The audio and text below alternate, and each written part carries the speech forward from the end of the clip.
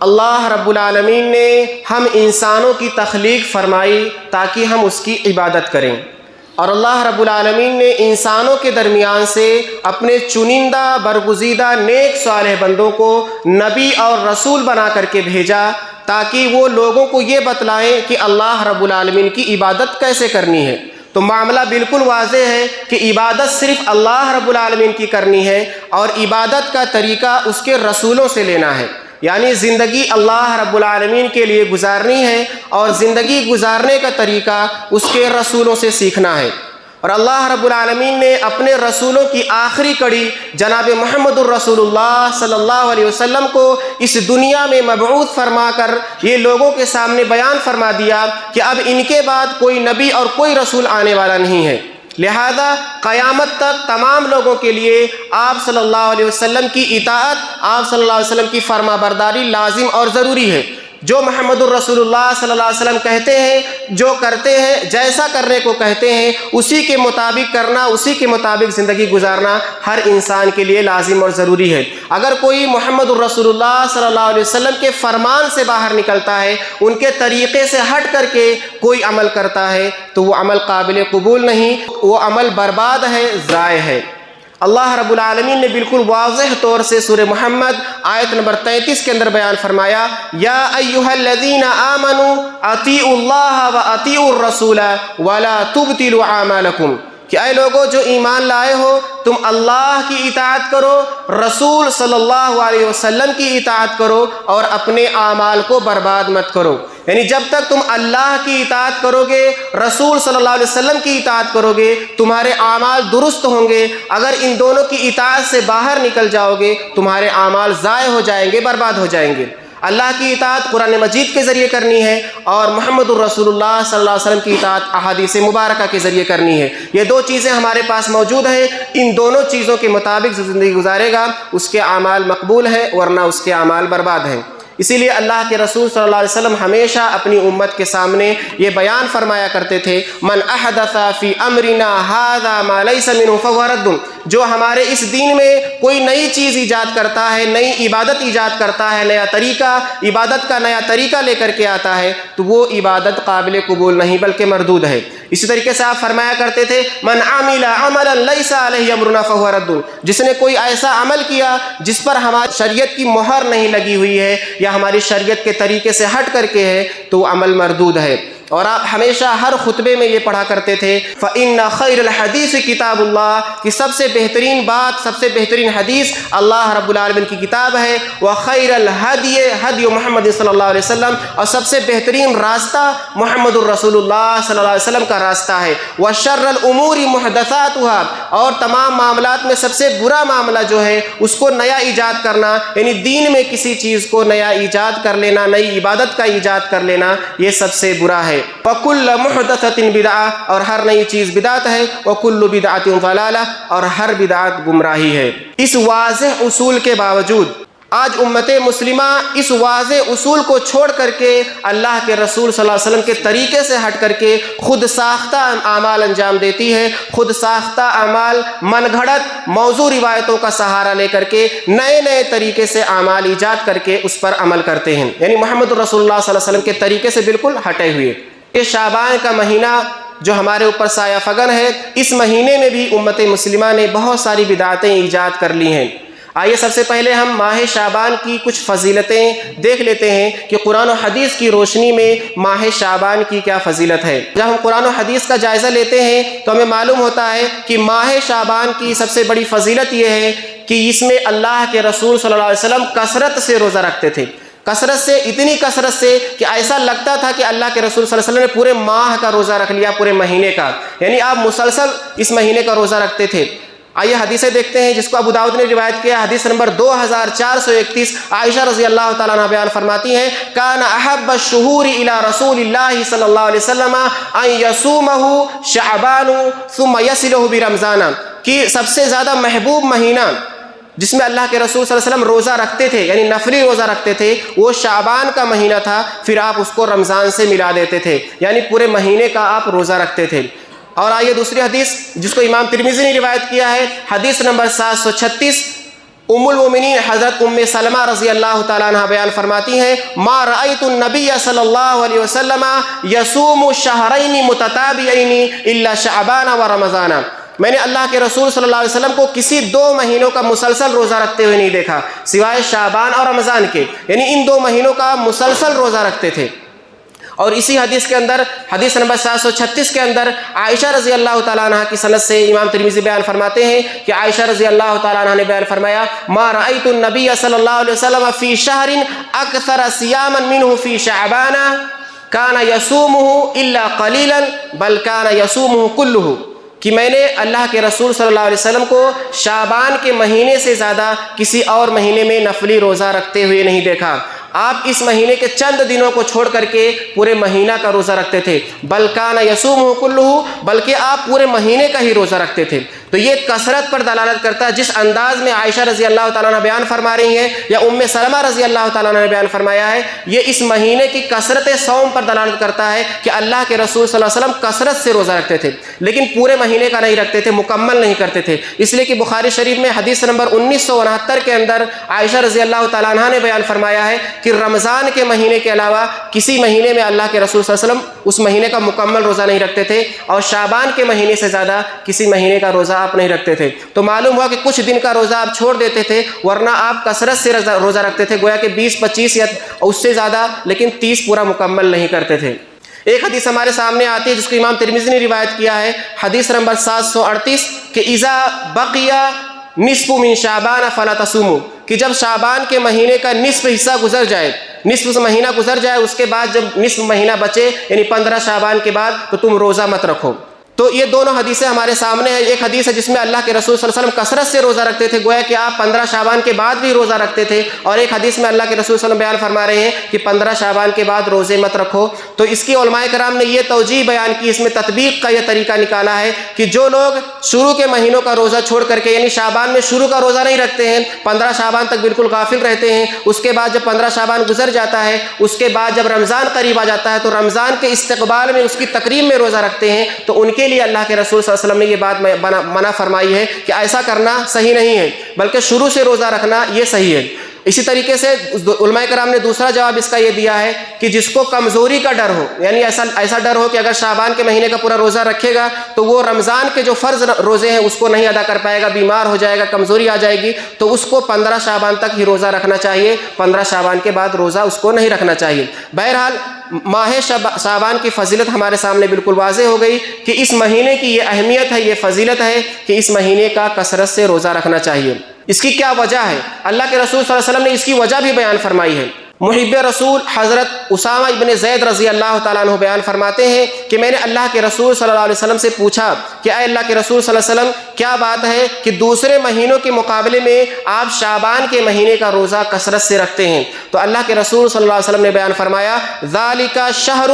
یغفل الناس عنہ بین رجب و رمضان، کہ یہ ایسا مہینہ ہے کہ جس کے تعلق سے لوگ غفلت کا شکار ہو جاتے ہیں، جو رجب کے مہینے اور رمضان کے مہینے کے درمیان آتا ہے، یہ شعبان کا مہینہ جس کے تعلق سے لوگ غافل رہتے ہیں۔ کیوں؟ اس لیے کہ رجب کا مہینہ یہ حرمت والا مہینہ ہے، تو لوگ اس کی حرمت کا احترام کرتے ہیں، اور رمضان کے مہینے میں اللہ رب العالمین کی کثرت سے عبادتیں کرتے ہیں، لیکن یہ بیچ میں جو مہینہ آتا ہے اس مہینے سے غافل رہ جاتے ہیں اور اس کی کوئی اہمیت ان کے نزدیک نہیں رہ جاتی ہے۔ حالانکہ اللہ کے رسول صلی اللہ علیہ وسلم بیان فرماتے ہیں وَهُوَ شَهْرٌ تُرْفَعُ فِيهِ الْأَعْمَالُ إِلَى رَبِّ الْعَالَمِينَ، کہ یہ ایسا مہینہ ہے جس میں اللہ رب العالمین کے پاس اعمال کو پہنچایا جاتا ہے، یعنی سال بھر کے اعمال کو اسی مہینے کے اندر اللہ رب العالمین کے پاس پہنچایا جاتا ہے۔ فَأُحِبُّ أَن يُرْفَعَ عَمَلِي وَأَنَا صَائِمٌ، تو میں یہ پسند کرتا ہوں کہ میرا عمل اللہ رب العالمین تک پہنچایا جائے اس حال میں کہ میں روزہ رکھوں۔ اس حدیث کو امام نسائی نے روایت کیا ہے، حدیث نمبر 2359۔ محترم سامعین،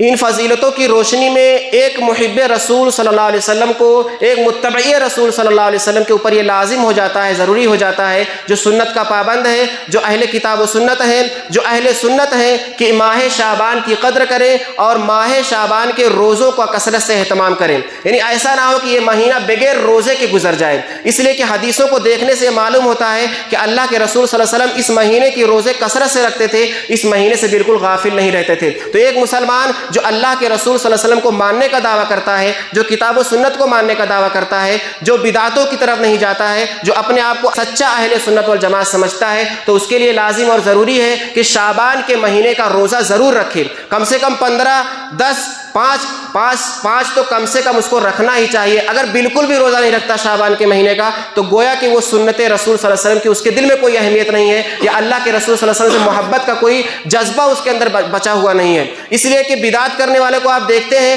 کہ وہ اپنے بدعت میں اس قدر ذوق اور شوق دکھلاتے ہیں، اس قدر اپنے بدعتوں کو پروموٹ کرتے ہیں، اس قدر اپنے بدعتوں کو شوق سے انجام دیتے ہیں، تو ایک سنت کی پیروی کرنے والے کے اوپر کیا لازم ہوتا ہے کہ جہاں سنتیں آئیں وہاں اس کو شوق سے انجام دیں۔ جہاں لوگ بدعت کر رہے ہیں تو ان کے مقابل میں آپ سنت کو زندہ کریں اور سنت کا کثرت سے اہتمام کریں۔ تو ماہ شعبان کے روزے کا کثرت سے اہتمام کریں، 5، 10، 15 جتنا بھی آپ کی طاقت ہے، لیکن اس مہینے کے روزے کا اہتمام کریں۔ اسی طریقے سے ماہ شعبان کی ایک فضیلت اور ہمارے سامنے ہے، ایسی حدیث جس کی صحت کے تعلق سے علماء کرام نے اختلاف کیا ہے، لیکن علامہ البانی رحمۃ اللہ علیہ نے اس کے مختلف سندوں کو جمع کر کے اس حدیث کو حسن کا درجہ دیا ہے کہ وہ حدیث حسن ہے، قابل اعتبار ہے۔ وہ حدیث ہم دیکھتے ہیں جس کو ابو موسیٰ الاشعری رضی اللہ تعالیٰ عنہ نے روایت کیا ہے۔ اللہ کے رسول صلی اللہ علیہ وسلم بیان فرماتے ہیں، ان اللہ لا یطلع فی لیلۃ النصف من شعبان فیغفر لجمیع خلقہ الا لمشرک او مشاہن۔ اس حدیث کو امام ابن ماجہ نے روایت کیا ہے،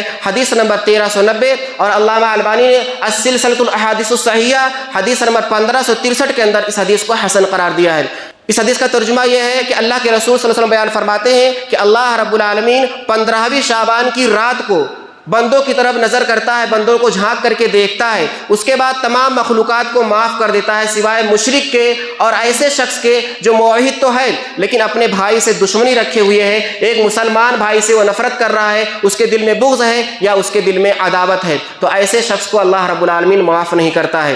تو یہ حدیث ہمارے سامنے ہے۔ اس حدیث کو صحیح اگر مانا جائے، جو کہ علامہ البانی نے اس کو حسن قرار دیا ہے، تب بھی اس رات کی اتنی اہمیت صرف ہمارے سامنے آتی ہے کہ اس رات میں اللہ رب العالمین اپنے بندوں کو، اپنے موحد بندوں کو کثرت سے معاف کرتا ہے، لیکن اس سے ہمارے سامنے یہ اہمیت نہیں آتی ہے کہ اس رات کا خاص طور سے اہتمام کیا جائے، اس رات کو جاگا جائے، بیدار ہو کر کے طرح طرح کی عبادتیں کی جائیں، اس لیے کہ یہ سنت رسول صلی اللہ علیہ وسلم سے ثابت نہیں ہے۔ نہ تو اللہ کے رسول صلی اللہ علیہ وسلم نے اس رات کا خاص طور سے اہتمام کیا اور نہ ہی صحابہ کرام نے اس رات کا اہتمام کیا۔ اور یہ حدیث جو شعبان کے تعلق سے ہمارے سامنے ہے کہ 15 شعبان کی رات کو اللہ رب العالمین جھانکتا ہے اور بندوں کو کثرت سے معاف کرتا ہے، تو ایسی حدیث اللہ کے رسول صلی اللہ علیہ وسلم نے سوموار اور جمعرات کے تعلق سے بھی بیان فرمایا ہے، جس کو امام مسلم نے روایت کیا ہے، حدیث نمبر 6544۔ اللہ کے رسول صلی اللہ علیہ وسلم بیان فرماتے ہیں کہ سوموار اور جمعرات کو جنت کے دروازوں کو کھول دیا جاتا ہے، تو اللہ رب العالمین ہر ایسے بندے کو معاف کر دیتا ہے جو اللہ تعالیٰ کے ساتھ ذرہ برابر بھی شرک نہیں کرتا ہے۔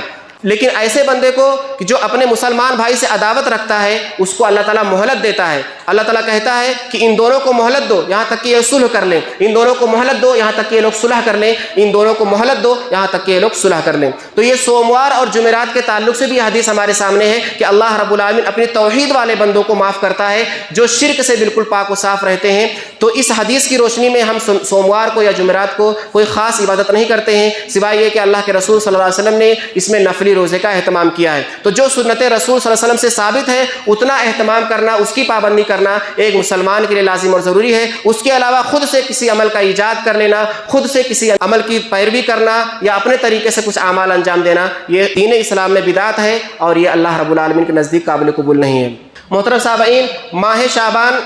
کی 15ویں رات اور 15واں دن، اسی کے تعلق سے ساری بدعتیں ہیں کہ ماہ شعبان میں جتنی بدعتیں کی جاتی ہیں یہ خاص طور سے 15ویں رات کے تعلق سے ہیں اور 15ویں دن کے تعلق سے ہیں۔ تو 15ویں رات کی کچھ بدعتیں میں آپ لوگ کے سامنے بیان کرتا ہوں۔ سب سے پہلی بدعت جو لوگ اس کے اندر انجام دیتے ہیں تو اس ماہ شعبان کی 15ویں رات کو شب برات کے نام سے یاد کرتے ہیں، یعنی اس رات میں اللہ رب العالمین لوگوں کو جہنم سے بری کرتا ہے، یہ بول کر کے اس رات کو یاد کرتے ہیں، جبکہ یہ نام ہی خود اپنے آپ کو بتاتا ہے کہ یہ نام جو ہے بدعت ہے، اس لیے کہ شب جو ہے وہ فارسی کا لفظ ہے، یہ حدیث میں موجود ہی نہیں ہے۔ حدیث میں اگر ہوتا تو اللہ رب العالمین یا اللہ کے رسول صلی اللہ علیہ وسلم اس کو لیلۃ کے ذریعے یاد کرتے، لیکن یہ حدیث میں موجود ہی لوگوں کا خود ساختہ بنایا ہوا ہے، اس لیے 15ویں شعبان کی رات کو لوگ شب برات کے نام سے یاد کرتے ہیں اور اس میں جاگتے ہیں، بیدار ہو کر کے نفلی عبادتیں کرتے ہیں، اور اس کے دن میں یعنی 15ویں شعبان کے دن کو روزے کا اہتمام کرتے ہیں۔ اور اس کے تعلق سے ایک موضوع روایت جس کو علامہ البانی رحمۃ اللہ علیہ نے ضعیف الجامع حدیث نمبر 652 کے اندر موضوع قرار دیا ہے کہ من گھڑت روایت ہے، وہ کیا بیان فرماتے ہیں کہ اللہ کے رسول صلی اللہ علیہ وسلم نے بیان فرمایا کہ جب 15ویں شعبان ہو تو اس کی رات کو تم لوگ قیام اللیل کرو اور اس کے دن کو تم لوگ روزہ رکھو، اس لیے کہ 15ویں شعبان کی رات کو اللہ رب العالمین آسمان دنیا پر آتا ہے اور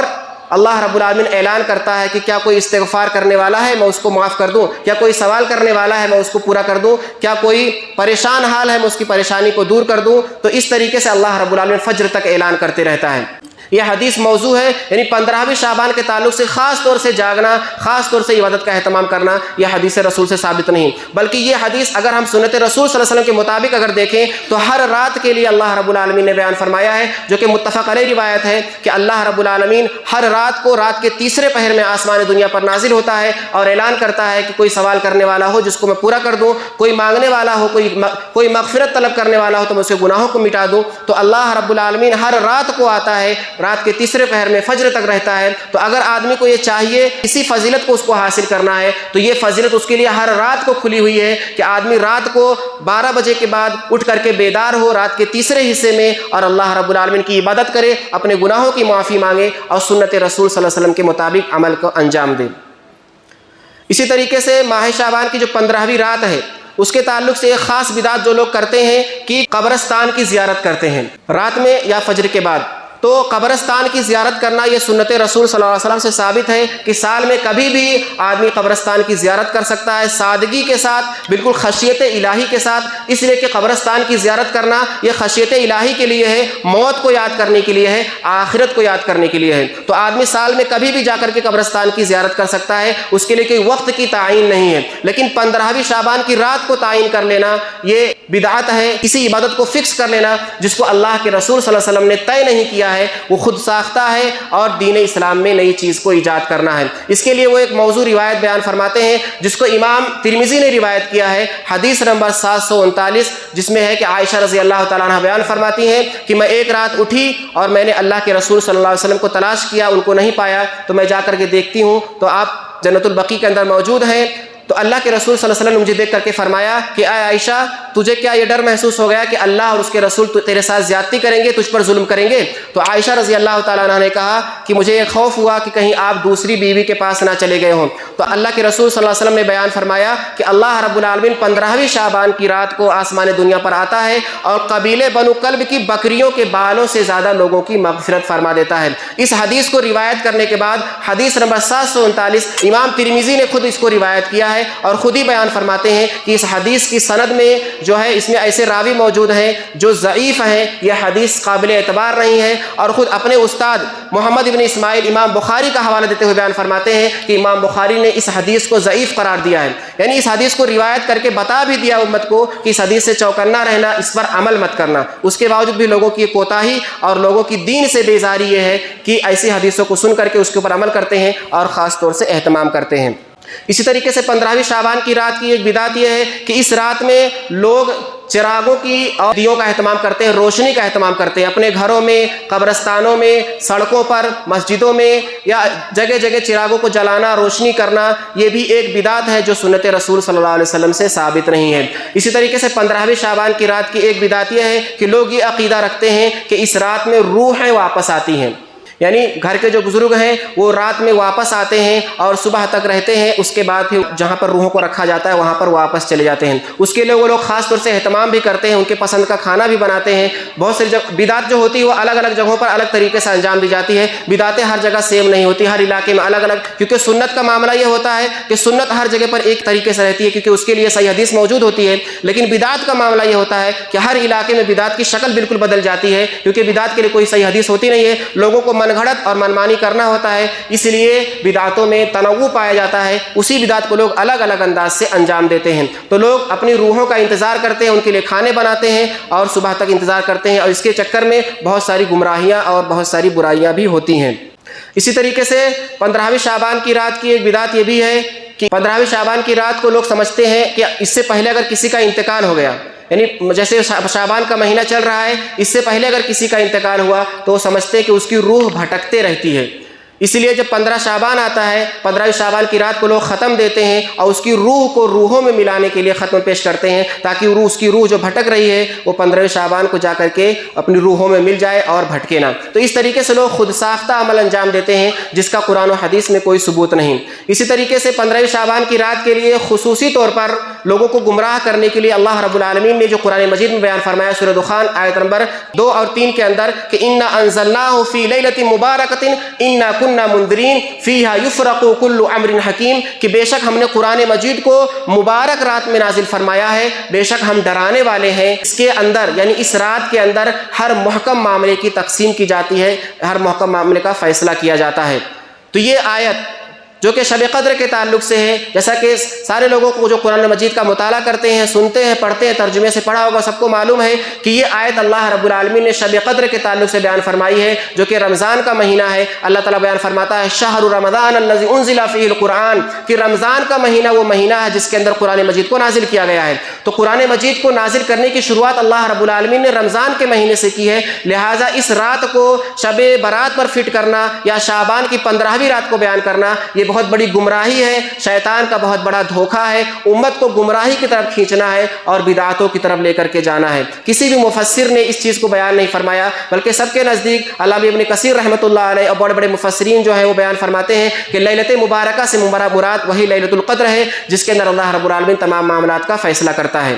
اسی طریقے سے ایک چیز لوگ خاص طور سے کیا کرتے ہیں، قضاء عمری، یعنی جو بہت سارے نمازوں کو چھوڑ کر کے رکھتے ہیں، وہ اس نماز کی قضا شعبان کے مہینے میں کرتے ہیں۔ تو قضاء عمری کے تعلق سے یہ چیز آدمی کو یاد رکھنا چاہیے کہ یہ کوئی دین اسلام کا کوئی اصول ہے ہی نہیں، کیونکہ نماز چھوڑنا یہ دین اسلام میں جائز ہی نہیں ہے۔ جان بوجھ کر کے اگر کوئی نماز چھوڑتا ہے تو اس کے لیے حرام ہے، بلکہ علماء کرام کا بہت سارے علماء کرام کا یہ فتویٰ ہے قرآن و حدیث کی روشنی میں کہ وہ دین اسلام سے خارج ہو جاتا ہے، وہ مشرک اور کافر ہو جاتا ہے جو جان بوجھ کر کے نمازوں کو چھوڑتا ہے۔ تو جان بوجھ کر کے نماز کو چھوڑنا، ایک دن کا نماز اگر 5 وقت کا آدمی جان بوجھ کے نماز چھوڑ دیتا ہے تو دین اسلام سے خارج ہو گیا، وہ مشرک اور کافر ہو گیا۔ تو پھر اس کے لیے قضا کا کوئی تصور ہی نہیں ہے، بلکہ اس کو تو اللہ رب العالمین سے توبہ کرنا ہے، رونا ہے، گڑ گڑانا ہے، اللہ تعالیٰ سے وعدہ کرنا ہے کہ اللہ تعالیٰ مجھ سے بہت بڑی خطا ہوئی ہے، میں نے نمازوں کو جان بوجھ کر کے چھوڑا، تو اس سے وعدہ کرتا ہوں کہ میں دوبارہ نماز نہیں چھوڑوں گا۔ نماز چھوڑنے کا کوئی تصور نہیں تو قضا کا سوال ہی نہیں پیدا ہوتا ہے۔ قضا اس کے لیے ہے کہ جو آدمی بھول چوک کر نماز چھوٹ گئی، سویا رہ گیا، جان بوجھ کر سویا نہیں رہ گیا بلکہ اس کی نیند واقعی لگ گئی ہے، غفلت کا شکار ہو گیا، تو ایسے وقت کے لیے اللہ کے رسول صلی اللہ علیہ وسلم نے قضا رکھی ہے۔ یا دشمنوں کی وجہ سے وہ گھیرے میں آ گیا، جیسا کہ اللہ کے رسول صلی اللہ علیہ وسلم قبیلے بنو نذیر والوں نے اس قدر گھیرے میں لے لیا تھا کہ آپ عصر کی نماز نہیں پڑھ پائے، تو ان کے لیے آپ نے بد دعا بھی کی اور بعد میں آپ نے عصر کی نماز قضا بھی کی۔ تو ایسی حالت جب آ جاتی ہے کہ آدمی مجبور ہو جائے اور نماز نہ پڑھ پائے تو قضا اس کے لیے ہے کہ آدمی مجبور ہو گیا یا اسی طریقے سے غفلت کا شکار ہو گیا، اس کو پتہ ہی نہیں چلا کہ کب وقت نکل گیا ظہر کا، کب وقت عصر کا نکل گیا، اس کو اچانک یاد آیا کہ عصر کا وقت نکل گیا ہے، تو اس کے لیے قضا ہے۔ اب جان بوجھ کر کے آدمی دکان پر بیٹھا ہوا ہے، اس کو پتا ہے کہ ظہر کی اذان ہو گئی ہے، پھر بھی وہ نماز کے لیے نہیں آ رہا ہے، بیٹھا ہوا ہے، ظہر کا وقت چلا گیا، تو ایسے شخص کے لیے قضا نہیں ہے، بلکہ اس نے گناہ کیا ہے، اس کو اللہ تعالیٰ کے سامنے رونا ہے، گڑ گڑانا ہے اور اللہ تعالیٰ سے معافی مانگنی ہے۔ بدعتوں سے توبہ کرنا لازم اور ضروری ہے، اور ایک مسلمان کے اوپر یہ واجب ہے کہ مسلمان اپنے آپ کو خود کا رسول اللہ صلی اللہ علیہ وسلم کا پابند بنائے، رسول اللہ صلی اللہ علیہ وسلم کا متبع بنائے اور قرآن و حدیث کے مطابق زندگی گزارے۔ آخر میں اللہ رب العالمین سے دعا ہے کہ اللہ رب العالمین ہمیں سچا پکا متبع رسول بنائے، قرآن و حدیث کے مطابق زندگی گزارنے والا بنائے۔ اللہ رب العالمین ہماری زندگیوں سے بدعتوں کا خاتمہ کر دے۔ اللہ رب العالمین ہمیں شرک سے بچائے، کفر سے بچائے۔ اللہ تعالی ہمارے دلوں سے نفاق کو ختم کر دے۔ اللہ رب العالمین جب تک ہم کو دنیا میں زندہ رکھے، دین اسلام پر زندہ رکھے، جب ہمارا خاتمہ ہو ایمان پر ہو۔ آمین۔